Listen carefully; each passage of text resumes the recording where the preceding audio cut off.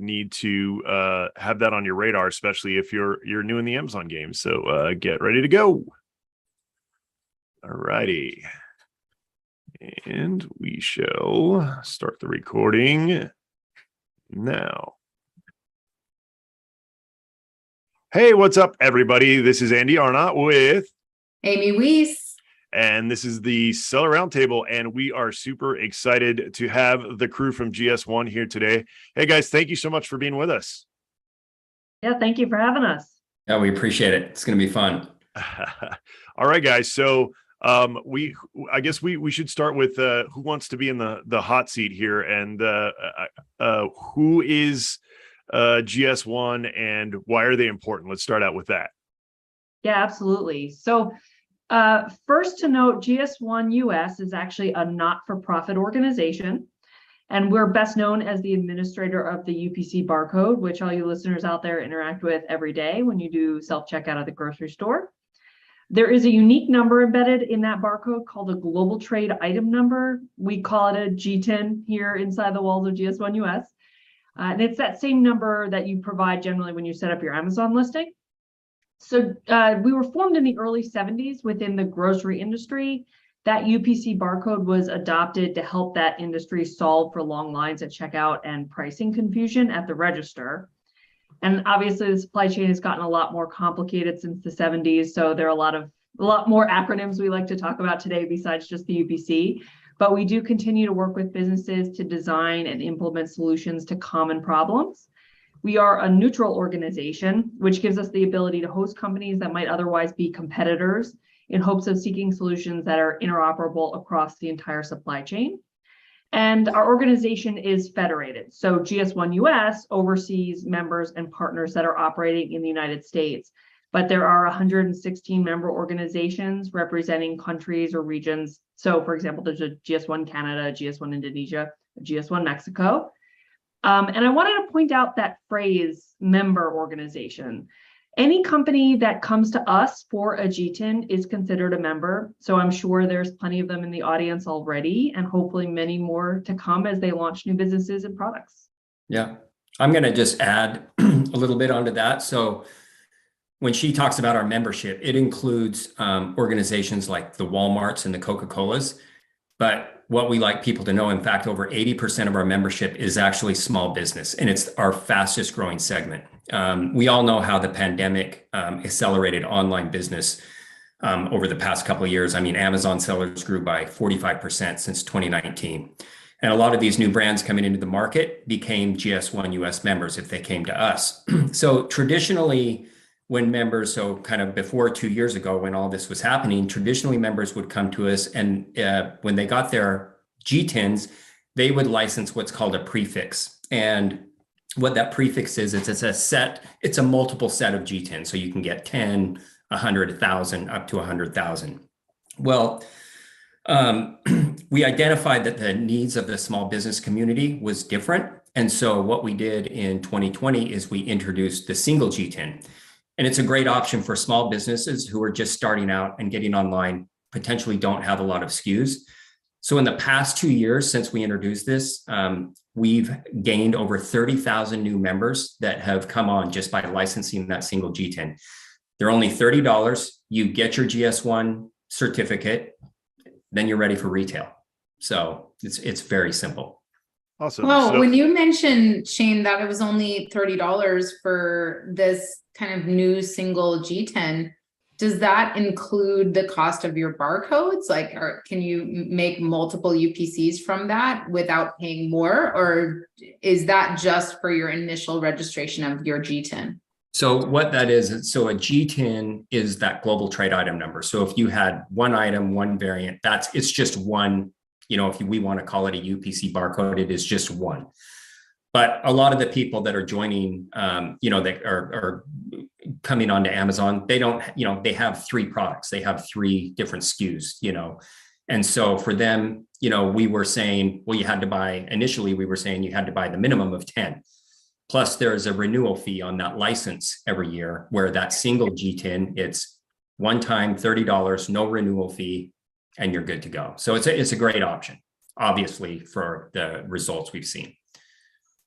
So what you're saying is, I'm sorry that I still don't understand. Probably Okay. because I signed up for GS1 a long time ago when I had the minimum 10 required barcodes, and then I had to upgrade to like 100 because I got past my 10, and now I have that annual renewal fee. So this is only available for new folks that sign up, not people who are under the existing plan, right? And what it is you're able to pay that $30, and if you have less than 10, it's $30 per barcode. I guess I'm confused because there's your G10, right? But your G10, like you explained, is essentially your UPC is within that, or you have your G1014, which is what goes on the outside of your cartons when you're shipping to identify that for US customs. But I'm confused about what you're actually getting for that $30. So, and Megan, you can jump in here if I'm not explaining it correctly, but what you're getting is, so you're thinking of a prefix. So you used, when you bought that initial 10, you got a prefix which you could create 10 different G10s out of that prefix. Yes. This is just a single G10. So it is a single. So it would only be associated with one item. Got it. So if you're just launching your product and you just need one barcode and you're Correct. like, I just want to get started. I'm not ready for all the stuff with GS1 yet. I just want to get out the gate and get my product on the market. Yep. It's a simple solution where you can pay $30 one time, get your barcode, get going, and go from there. And then later on, if I know I'm going to launch new products, I'm ready to go, then I can join one of the other plans, which allows me to create multiple barcodes. And would that barcode, I guess, be the same? Because what ends up happening now, Amazon is actually checking, and this is why it's so important for our listeners to kind of pay attention to this episode, because a lot has changed with GS1, and you guys have upgraded a lot of things and come up with a lot of new options. But Amazon's also now going back and checking to see whether or not that barcode, that number, is assigned to the brand. And so if I just do the one-time $30 single G10, right? And then later on I go and I'm like, wow, now I got my trademark, I'm registered, I'm good to go. And I need to go to the 10 barcode, right? To move to the next level. Can I guarantee that that initial barcode you gave me is assigned to my brand, is the same one that I'm going to get when I upgrade to the 10? Or is that going to be a mismatch in Amazon's system? So the single, is going to be associated with your brand, as is the prefix. They're not going to be consecutive necessarily or anything like that. So for your own internal management, you have to figure that out. But as far as the Amazon space is concerned, they will, as long as you register both of them to your brand and they verify it, they'll both register to your brand. Yeah. Got it. I'm opening up cans of worms over here. Shane's giving us all this great information, and I'm just, opening up all the cans of worms. So no, I think it's good, specifically because the community that you're working with, and I think you're asking the questions that they would ask. So what we might think is a good explanation, I think you are doing good at digging down a little bit further. So yeah, thank you. So I guess my next question for you guys is, as we're getting into, we were talking about prefixes and all of this, is what is the difference between SKUs, G10s, UPCs, and barcodes? Can we talk about that? Because that is so confusing for folks. Absolutely, absolutely. And, this is confusing, particularly because the terms tend to get used interchangeably a lot. So I'd like to get us started with this with kind of a real world analogy that makes sense, to my brain. So hopefully it makes sense to some others. But you can sort of think of the G10 like a license plate number for your product. A UPC might be like the metal plate that you hammer it into, right? So the plate carries the number, but the number can also be written on a temporary plate. It can go in your registration, and it's always in at least one database linked with your car, and maybe many others depending on where you go, right? So the G10 is the actual number that is assigned to the product. It's, 14 digits long, and it's always assigned at the variant level, meaning Coca-Cola will have a different GTIN for a 2-liter bottle as for a can, and it'll have a different GTIN for a single can as for a 12-pack of cans. And we as consumers see those GTINs every day listed beneath the UPC barcodes that are on most of the products in our home. I have one here. I know I'm like ready to grab something and like check it out. So you've got some spices there. So we Absolutely.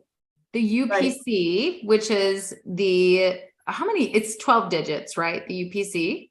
Yes, right. So a lot of people are going to say, hey, GTINs are 14 digits long. When I look at these UPCs, they're all 12 digits, right? Because I'm totally normal and I go around my house looking at UPC codes all the time, right? So the GTIN is actually formatted to a 12-digit length to fit the UPC. And, outside the United States, EAN barcodes are, used primarily. So that might be more familiar to some listeners, in which case it would be a 13-digit format. And this question definitely comes up a lot, I think, when people are creating their marketplace listing, because they might have like a drag down where they can select UPC, EAN, or GTIN, and then there's a text field to supply the number. So it's generally important to keep in mind there that if you select UPC, you want to use the 12-digit version. If you select EAN, you want to use the 13-digit version. And if you select GTIN, you probably want to use the 14-digit version. Got it. When you're talking about if you select, that's, I guess, when people are creating their product listings, if they're selecting the product ID that they're using. So if they're in Europe, they're going to use an EAN number, or they could use a G10 when they're creating a product listing and selecting that product ID. But those are the differences. And the other thing that I noticed is whether or not all the numbers are essentially the same. The UPC, the 12-digit, and then the GTIN 14, it's just basically like a 0 on either end, I think it is, right? So if you're looking at the total numbers that are in a barcode, most of the numbers are the same. It's just the length of it that's different, right?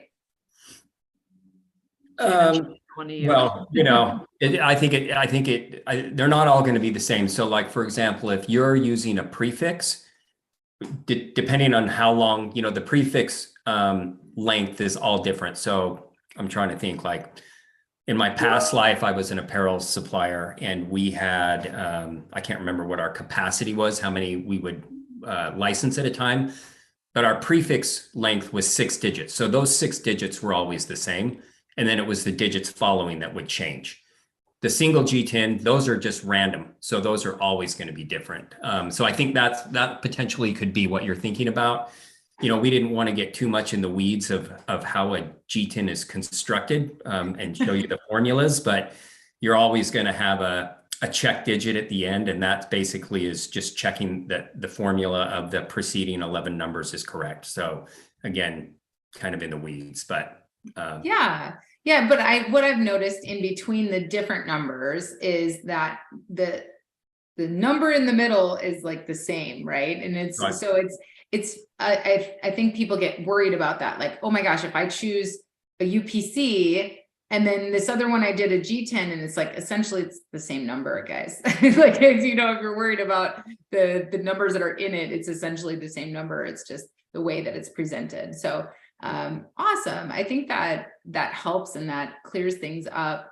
And what are you seeing people use different numbers for, different barcodes and different numbers for? So like you have the G10, you have the UPC, you have the EAN.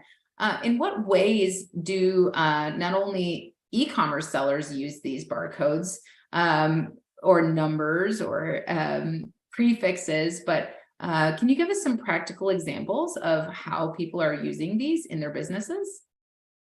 Yeah, sure. I think, specifically, here's something to think about. We encounter all these different barcodes every day, and the UPC has been deployed in the retail market for 50 years, so a long time. And if you think about all the technological advancements over 50 years, I mean, it's really been incredible.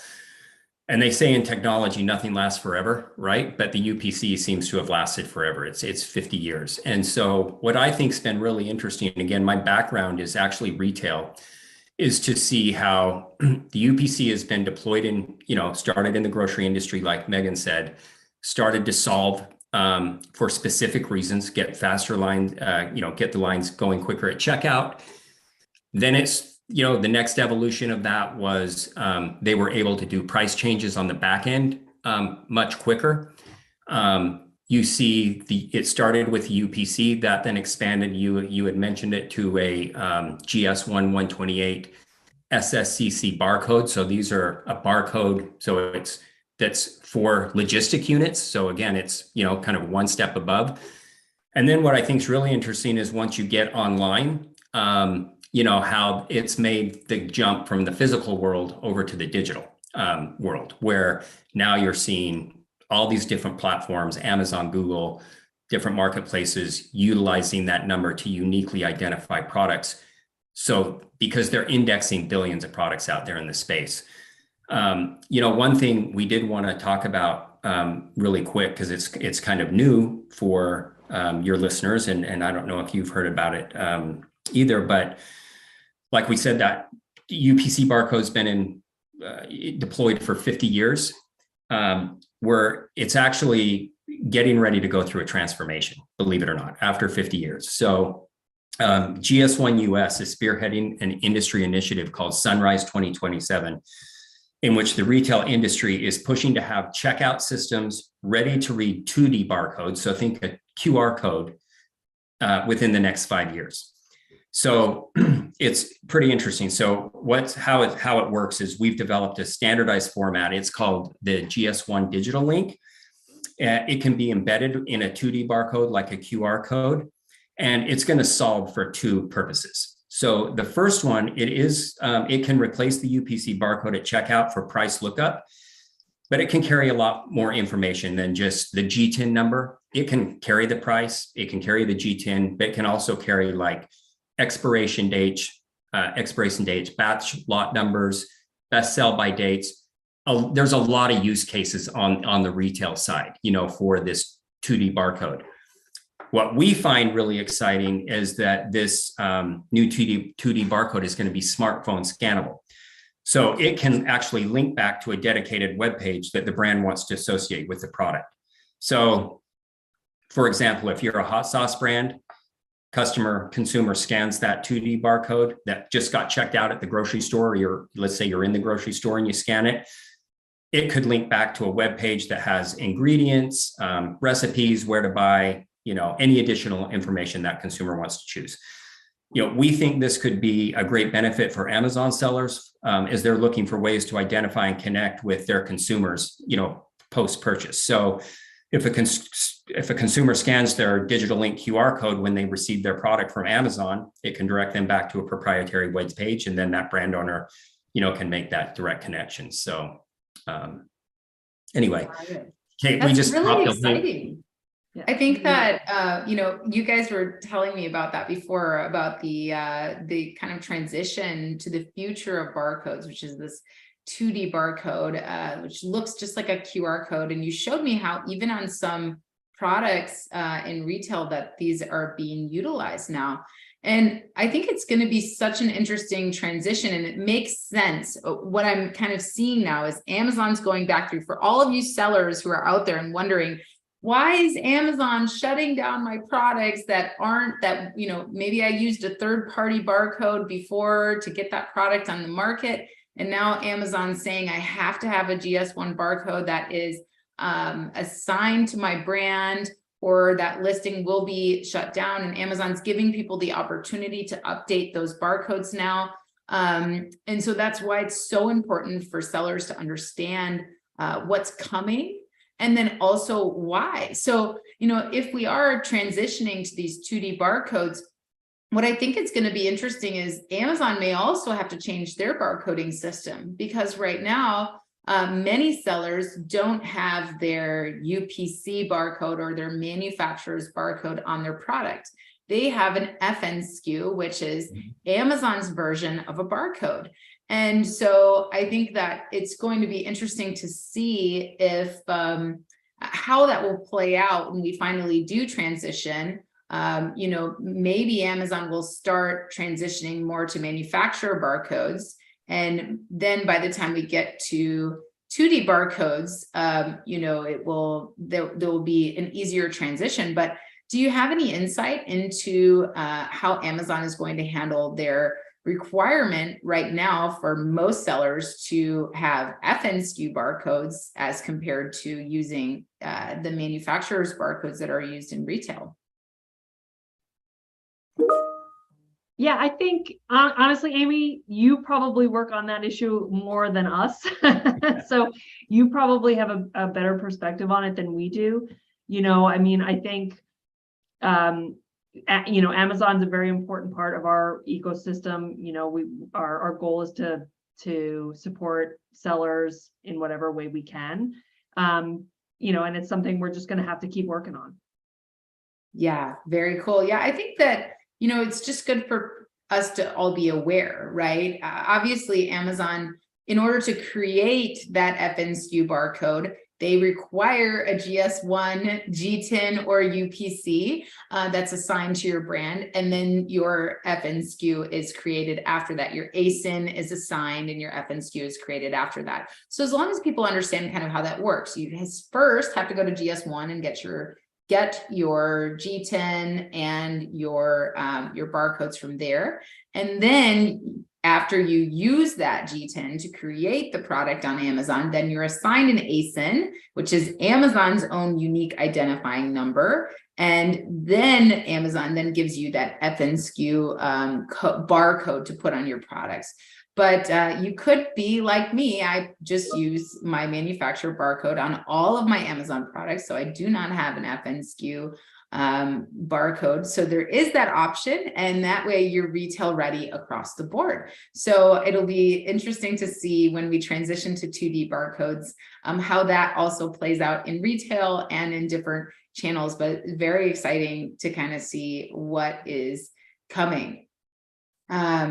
So, all right, the next question I guess we have for you guys is, you know, why is it so important for Amazon sellers to understand what G10s are and how are they relevant in e-commerce and the Amazon marketplace? Yeah, I think it's a good question. And what we like how we like to think about it is that G10, as I was stating before, kind of bridges the gap between the physical and digital world. Among other benefits, G10s can be used to boost search engine optimization. They can prove a brand's authenticity online, and they can create unified analytics across multiple sales channels. So if a brand has its products across multiple sales channels, you know, if you think about it from the crowded endless aisle and all the search engines, marketplaces, shopping engines, and retailers, they all rely on the GS1 G10 for the billions of products that they're indexing in order to accurately identify and return the correct information, the correct web page, or the correct image to the consumer. There's a lot of benefits. We're going to highlight like what we see as 4 of those, if we can, real quick. And the first one, obviously, for our audience is marketplaces. You know, when you think of the word marketplace in e-commerce, Amazon always comes to top of mind. They're the largest retailer in the world. 46% of all product searches start on Amazon. But there are other marketplaces out there. You know, there's a lot of them. And again, from my background, I like to compare listing on a marketplace as a hybrid business to business scenario. So as a brand, you have to be approved to list. And then once you get approved to be onboarded, you have to follow the marketplace's requirements in order to get your products published. You're competing with a lot of other like brands and products. So you have to make sure your products stand out as authentic and they are what they say they are. Amazon, we know, is very consumer centric, and they want to ensure that their customers coming to the platform are dealing with legitimate brands who sell legitimate products. They require brands to license G10s from their, they require, what they did is really pre-Amazon and pre-internet, the retail industry, they actually had these same standards in place to ensure this legitimacy. So they existed already. They required brands to license G10s from their chosen authority, GS1, and associate their products with these numbers. So when a brand does this, one of the benefits is their product will be linked back to their company. And I don't know how many of your people know that, but it does, it links back to the company that licenses that G10, and it can be verified. So we know that Amazon is verifying those, that linkage. The requirement also, it negates bad actors for making up numbers, sourcing G10s from third parties, or hijacking a brand's current listing.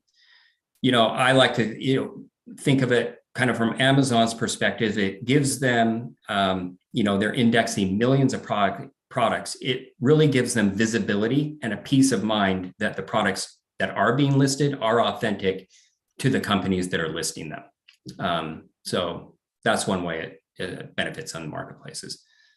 Yeah, and G10s and other GS1 standards are essential beyond the marketplace space for really comprehensive omni-channel strategy. The G10 was literally designed to be used across different retailers. And, Amy, I think you can appreciate this, but growth-oriented businesses are really pushing themselves to go beyond either just Amazon or just their D2C website. Remember in the first half of 2022, 85% of retail sales still occurred in person, which means, if you really want to accelerate your growth, a great way to do it is in traditional brick and mortar retail. If you want to list on, say, RangeMe or apply directly to supply a major retailer, you're going to need GS1 issued G10s, and you're going to need UPC barcodes on your packaging.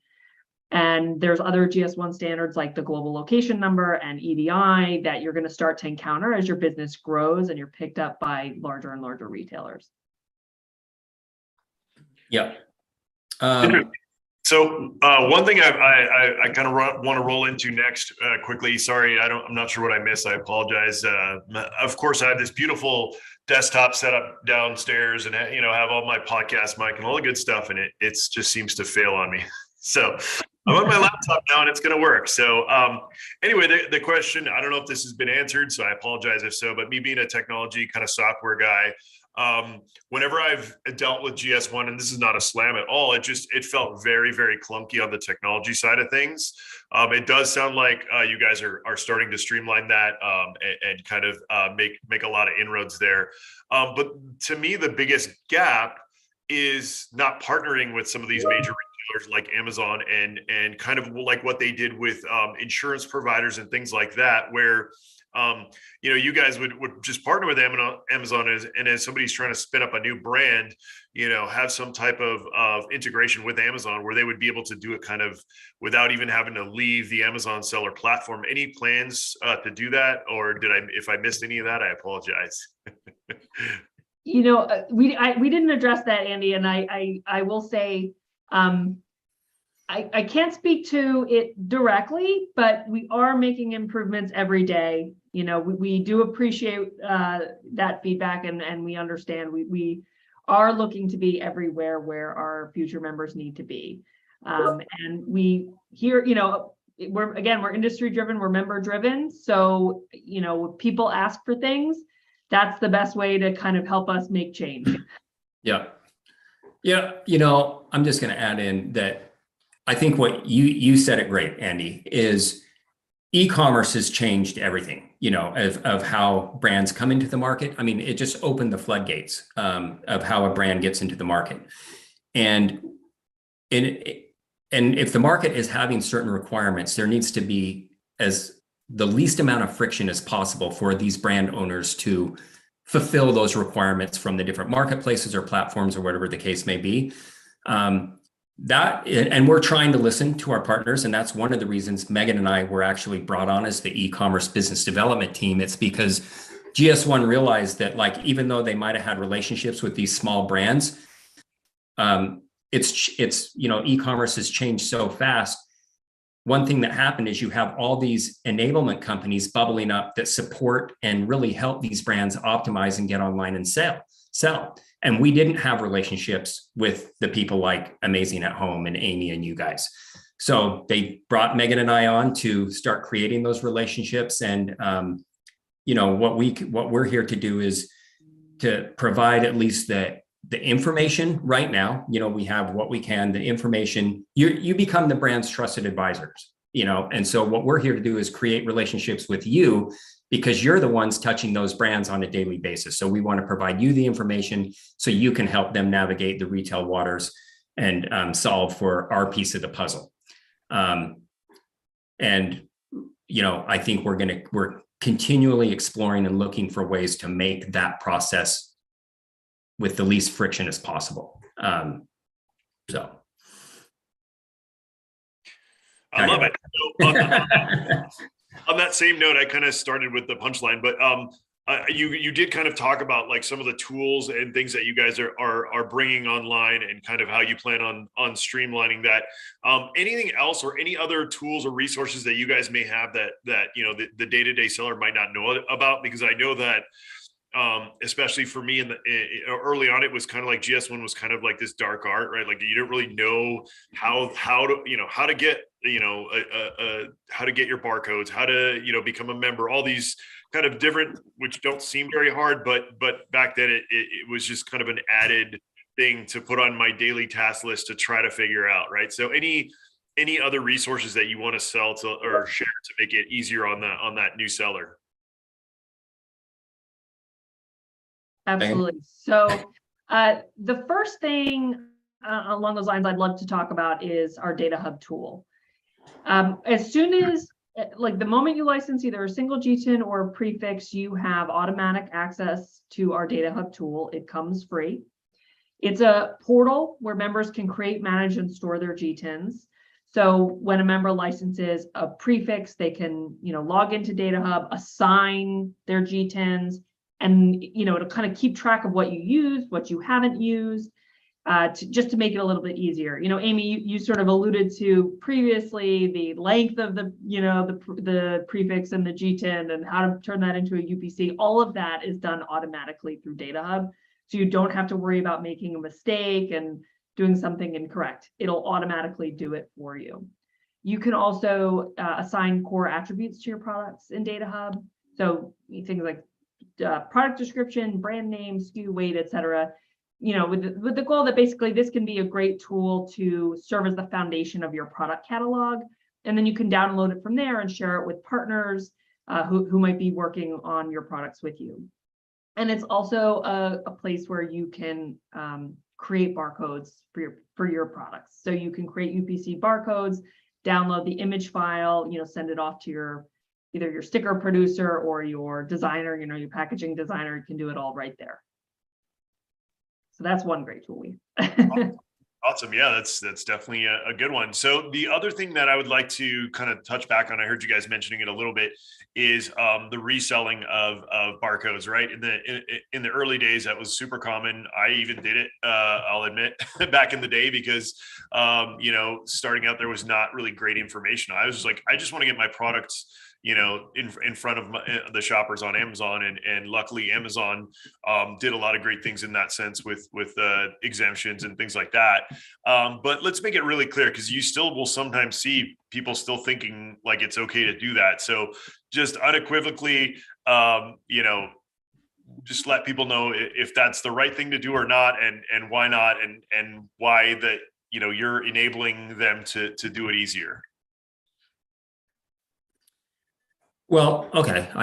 Megan and I are looking at each other like, well, I can tell you that what we're trying to do is just help these businesses and small businesses and people coming online make good business decisions. And, there are other options out there. I think what you have to know about GS1 and GS1 US, Megan kind of explained it at the beginning, is that we are not-for-profit. We're a neutral organization. We were spun off by the grocery industry, and the retail industry has designated us as their source for a lot of their retail standards, not just the global trade item number. When you source a global trade item number from GS1 US, here's the benefits that you're going to get. It's going to be globally unique. So there will not be another number in the world that matches that number. It's also globally interoperable. So if you source a GTIN from GS1 US and you want to sell into Europe or Mexico, it will work there as well. It's verifiable. So you do have a lot of these retailers now verifying that that number is linked back to the company for authenticity. And these numbers are stored in our global registry. So those are the benefits that you get with GS1 US. I don't know, and yeah, I think that verifiability is really the key, because we know that verifications are run, and your G10 should match your company, and that's something that GS1 can provide. You can also use your GS1 certificate as well if you have any issues where something is flagged and maybe it's inappropriate, and it is your G10 and you did come to GS1. That certificate provides you kind of that authentic proof of you as the owner of that G10. That's interesting. So I didn't really think about that angle. That is an additional tool, maybe even to go to Amazon if, like, say your product's getting hijacked or somebody's trying to, sell an inauthentic product. That's just another layer, besides your trademark and maybe your patent or, whatever kind of proof you have. That's just another layer that you can kind of add on top of those things to show that you're the rightful owner of this and that you need this person off. Exactly. Yeah, we've had lots of that. So, so is that sort of? I sorry, like I said, I had to switch computers, but is that sort of the driving goal behind some of the new things that it sounds like you guys are rolling out? It's more of like a deeper level of verification, ownership, things like that, kind of giving these brands more tools to prove kind of this product is mine and this is the exact model that goes with this barcode, et cetera, et cetera. Absolutely. Yeah. And I think Shane and I, a big part of why we're here is we really want to try to reach people early in their journey. People are going to make the decisions that they're going to make, but we at least want to make sure they have all of the information to make the best decision for their business going forward. Yep. Love it. All right. So how can sellers, they're like, okay, I'm convinced I'm not going to buy my barcodes on eBay anymore. Where should they go? And what's kind of the first steps they should take in order to make that happen? Go ahead, Meg. Yeah. So, Andy, you alluded to the sort of, before GS1 seeming scary and faceless. So I think, one thing to understand is we try to make it as simple as possible. You can come license a prefix or a single G10 at gs1us.org. It's a simple checkout process, pretty straightforward. If you have any issues, we have an amazing member support team.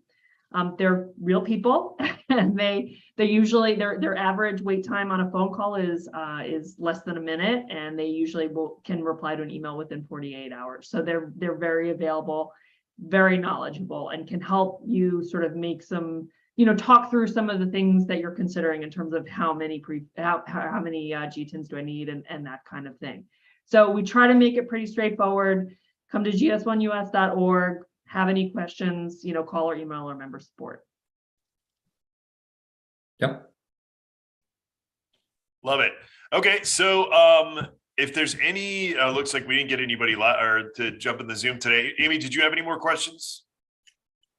No, I just want to thank both Shane and Megan for coming on and just everything you guys do to support the community. I know you've been wonderful at kind of reaching out to organizations like mine and coming here on our podcast and just getting the word out, because a lot of things have really changed. I know recently, Andy, I don't know when the last time was that you logged into GS1. Once you create your barcodes, you don't really need to log in that much as an Amazon seller, but things have really, really changed.